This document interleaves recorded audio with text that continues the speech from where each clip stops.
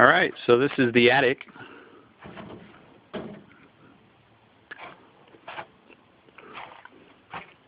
And Becky had me come up here to work on the furnace a bit. Here's the furnace.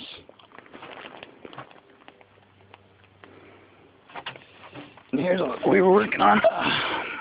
There was a blower in there. I took it out because the blower motor was bad.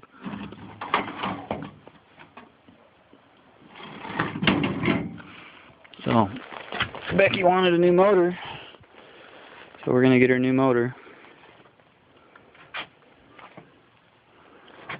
Pretty crammed in here.